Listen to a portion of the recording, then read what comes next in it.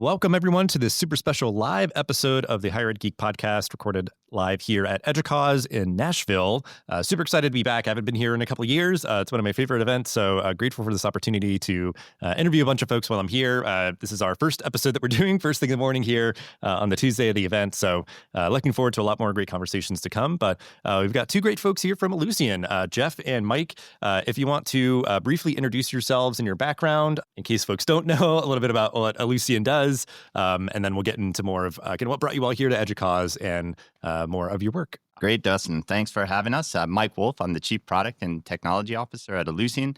So I have responsibility for our product strategy as well as the implementation and operation of our solutions. I am Jeff Dinski. I'm the Chief Strategy and Corporate Development Officer at Ellucian, and that means I'm responsible for obviously guiding our overall corporate strategy, also working on things like our outward-facing view of the market intelligence, market trends, and really driving a lot of our growth initiatives. You all are one of the sponsors of the event here. So if you want to just kind of capture what that entails for you all, sort of like what's bringing you here, if you're sort of showcasing something in particular or anything noteworthy, I guess, as we're looking ahead to the event, kind of how are you showing up this year at EDUCAUSE? Yeah, I mean, EDUCAUSE is big for us every year, I think for a couple reasons.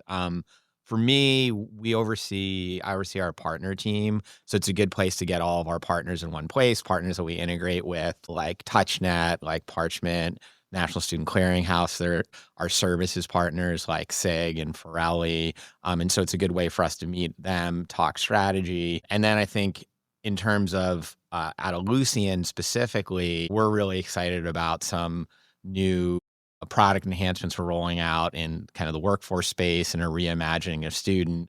So from an Ellucian perspective, a big part about is talking about those new products and features, which is probably a good thing to transition to Mike on.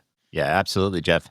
It's a fantastic opportunity to meet with customers, have conversations just about the emerging technologies that we've been investing in, showcase where we're headed. It's almost halfway, right, between our normal national conference, which is in April. And so we announce our roadmap and have an opportunity to really showcase where we're headed for the second half of the year. Yeah, I guess it is kind of nice if you have like eLive at a certain point and then like halfway you kind of like check your work or sort of like talk shop with folks as you're sort of working through that roadmap. It's just such a great event because I think just the size and the scale and just sort of the nature of like kind of bringing everybody together. Because I know just on this show, we talk a lot about digital transformation, and obviously there's just how institutions are sort of grappling and interfacing with that and the variety of partners. Like there's so many different people in the ecosystem. And I feel like this one is where the tent is kind of big enough. You get everybody in there where it might be like, because I was seeing like somebody like Mentor Collective is here where it's like, yeah, there is like a technology aspect of what they do. And I was like, oh, okay, cool. Like that, I just like certain things like that where like, I didn't expect necessarily that you'd be here, but I'm glad you are because like technology empowers all of the sort of like technical, functional, like, pieces of like an infrastructure of an institution, but then also like the very human, face-to-face like student support functions and stuff. So it's a lot of great stuff. And I think there is so much innovation happening across all the different functional areas of an institution. And I think just with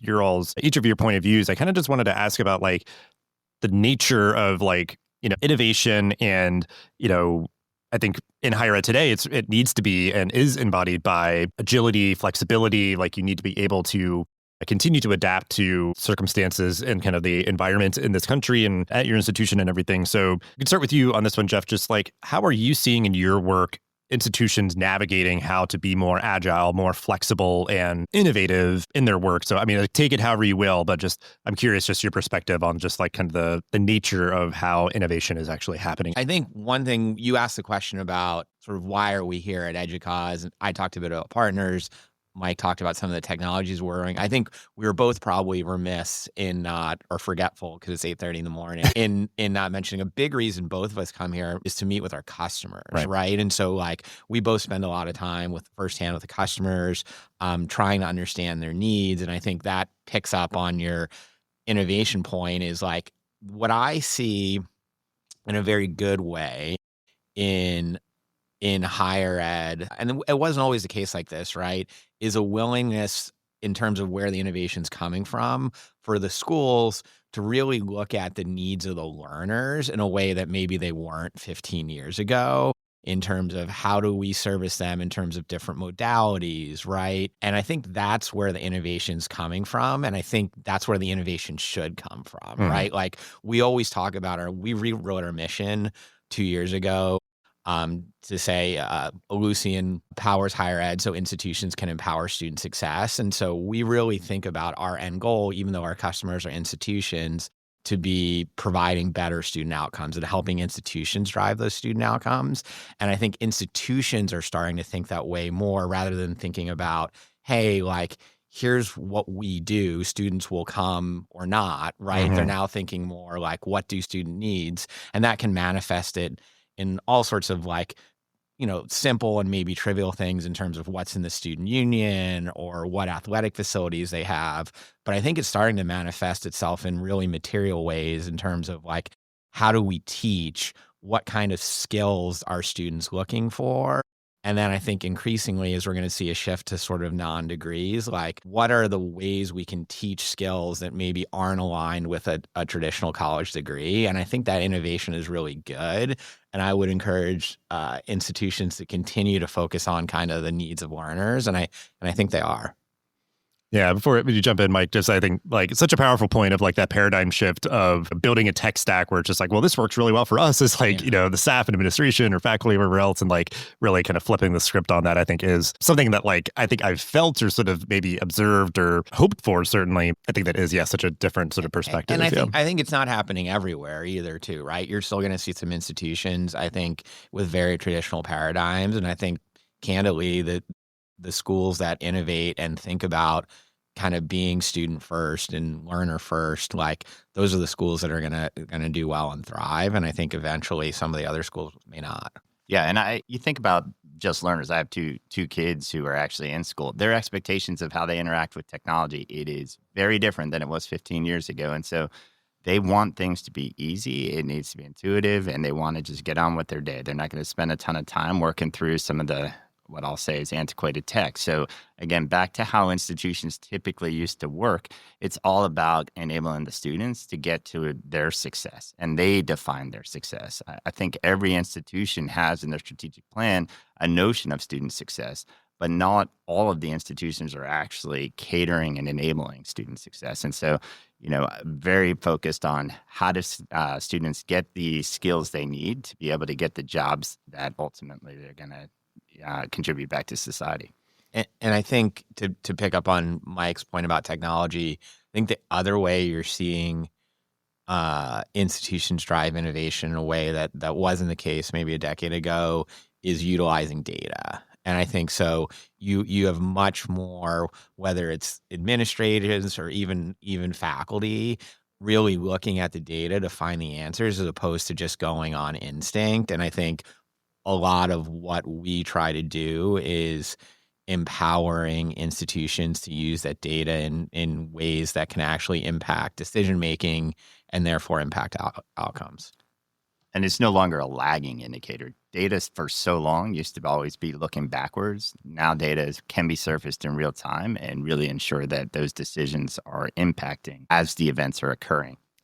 Yeah, and what it makes me kind of think of on but kind of both points of like how an institutional leader is thinking about their strategy and like what you're saying about kind of just today's learners, which are, traditional aged and adult learners, whatever. It's just like the world we live in, higher ed does not live in a vacuum. I think they always thought like sort of like, oh, we're exceptional, we're unique, like it's like, no, but I mean, you live in the world, the idea of like these tools or platforms or just the way that people interact with technology and whatever else. It's like, yeah, we need to be more mobile first, or like almost like really kind of focus there and then kind of build out versus it being kind of like, oh, we've got the mobile thing over there, whatever. It's like, no, because like a lot of people just like live a lot of their life through their apps and stuff. So they want to be able to like, do a lot of their business of, being a person, but also certainly being a student, and so like that's, I think, one example of it, but certainly just the broader point of like really good kind of user experience and design and just sort of like intuitiveness and those sort of things that you kind of captured there. And then like the idea of data where it's like, it's all there. It's the ability to sort of harness it and be more proactive and to be able to kind of forecast or project, or that is also just sort of the world we live in now. And like higher ed just needs to sort of bring that into the fold to be able to become more effective and efficient and all those sort of things. And great point on the sort of user interface. So one of the things I was always struck by, I spent some time in the media and entertainment industry and came to kind of higher ed, I guess, 14 years ago now, 13 years ago. And at the time, and I think even as recently as 3-4 years ago, I think higher ed, like B2B providers, like institutional software providers like Ellucian, they would always kind of bifurcate like consumer tools and consumer interfaces with B2B tools. And as a result, I think a lot of tools, and not only in higher ed, but in other B2B space, but particularly higher ed, something that's not as good as what they get in their day-to-day life when they come to work, to me was always fallacious, right? Like it didn't make a lot of sense. And I think we spent a lot of time, and credit to Mike's team, and particularly Sonia Khan, who's one of our SVPs in product, on really sort of thinking about the consumer from a user experience standpoint and really kind of redesigning the way we interact with our users. Yeah, certainly a brave new world and all those kind of aspects. And I know just one aspect, I think it was sort of kind of implicit a bit in your answers, was around like kind of workforce stuff, that idea of, again, a variable or something that needs to be considered when building strategy is how to be more workforce aligned. And there's a lot of ways to kind of do that. So again, I'll kind of put this to you all sort of open-ended, take it as you will, but how is more workforce aligned learning impacting the work that you're doing?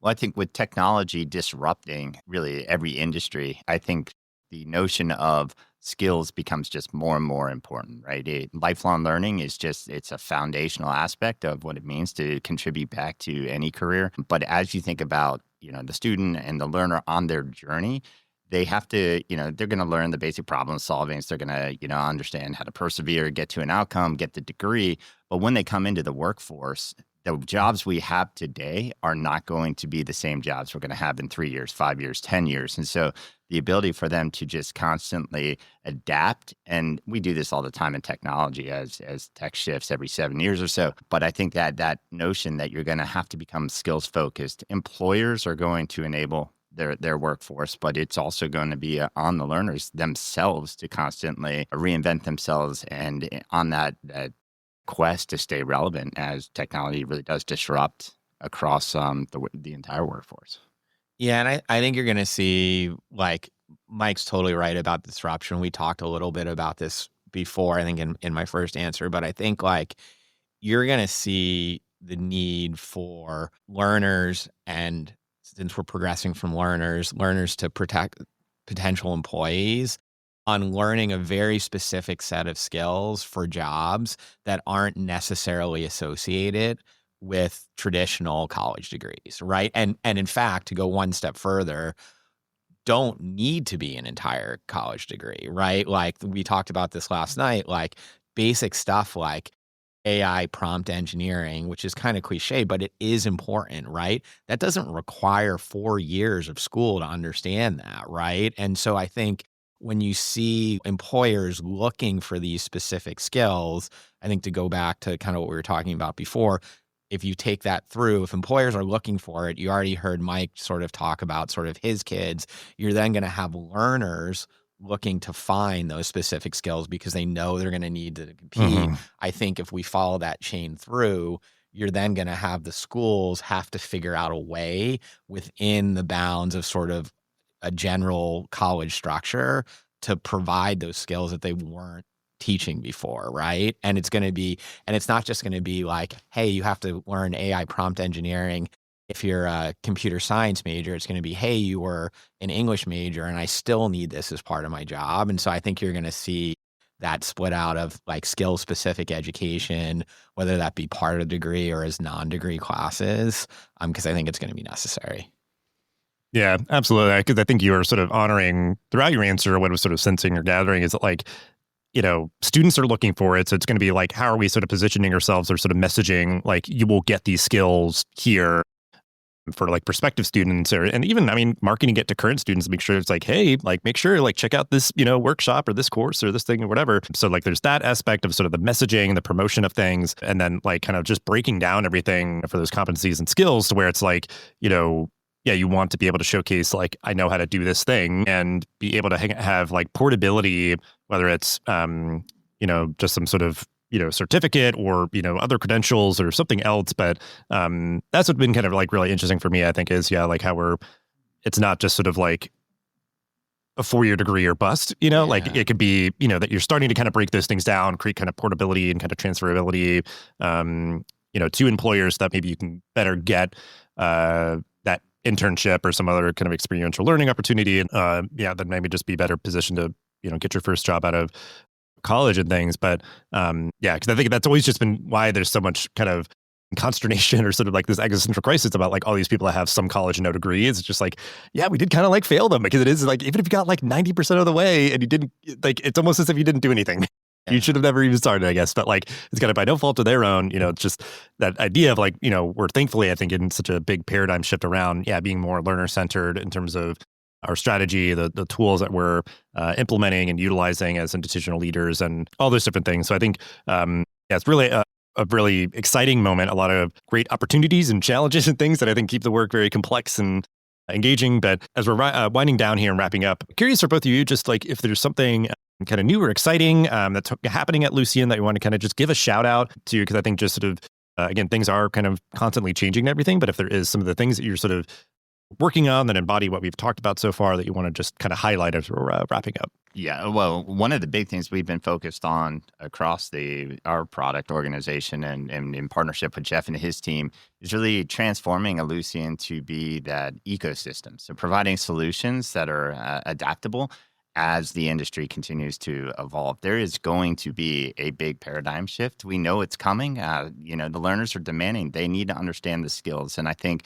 institutions have to pivot how they operate to be able to support that. And so our solutions need to be able to enable that, provide the foundation, the information. We're really focused around being able to communicate the skills that are actually coming out of the course content and the curriculum and actually correlating that to pathways and to opportunities. We are embracing a very much an open ecosystem and investing a lot in a marketplace. And Jeff can talk a lot about that with our partners and how we're going to just provide the tools institutions need to continue to adapt and embrace, as the market will evolve over the next several years. And I think in terms of stuff I'm excited about, we started by talking about how schools are more focused on driving student outcomes. I think we have 3 things that are relatively new that are excited about that are worth talking about, that are all about driving better student outcomes. One of it, we talked about sort of continuing ed and sort of workforce-based skills. This year, we launched a product called Journey that's all about supporting institutions and thereby supporting students through continuing education and non-degree programs. I think that's really cool. It uses a lot of data from the actual workforce market to kind of tie back to those schools. Last year, we acquired another product called Smart Plan, which is all about kind of academic planning. And to your point about credits leaving behind, it helps students automatically kind of plot the optimal choice to a degree with less classes, and also kind of exposes them to outcomes degrees that they might not be thinking about with their classes. And then I think the last one, we've been in kind of proof of concept with one system this year, but it's going to come out next year, a product called Transfer, which you were talking about sort of the people who go to school and get 90% of the way to the degree, and we kind of just totally failed them. This is our attempt to kind of help support that population base, among others. And what Transfer will do is it will allow you, at a system of schools, take a classic kind of 2-year in community college paired with 4 years in a state system. And if you're at the 2-year school, you'll be able to tell what classes will transfer before you take them, which is totally different than what happens now. Like, we know from talking our state sort of partners and system partners that in many cases, kids will transfer and not know what classes transfer until 3, 4, 5 months after they've enrolled. And so I think we have some really sort of innovative stuff that we think can really help drive better student outcomes. I mean, that transfer thing, like, I'm very excited about that.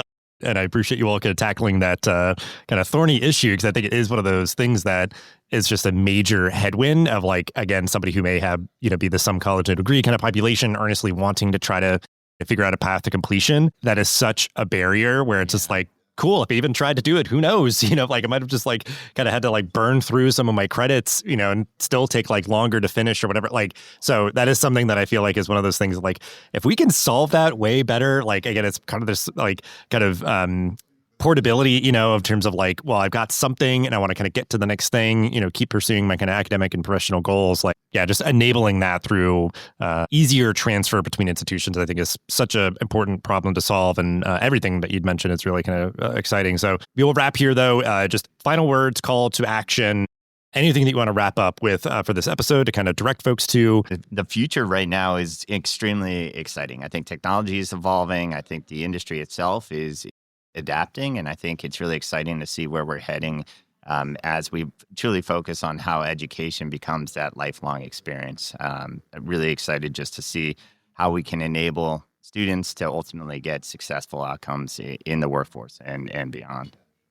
I just go back to what has me excited is sort of the recognition and willingness from technology companies, from institutions, that we do need to kind of shift and think about different models. I think that willingness to change is where kind of innovation comes from. And I think the reality is like, we all do this, right? Like, I'm here because I love working at technology companies, but I'm at Ellucian specifically because I love education. And I think like if we all go back to thinking about like how do we align with the student, how do we really adjust the models to drive better outcomes, it's an important reminder that if we change and adjust and the system changes and adjusts, that like education really can change the world. Like that is not an overstatement, and that's really exciting to think about.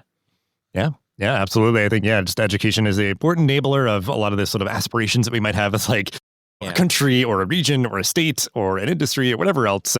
Appreciate you all kind of committing to this work and being here and talking about it. We have ways to connect with each of you at Ellucian in the episode description. So thank you so much for hanging out. Thank you. Thank you.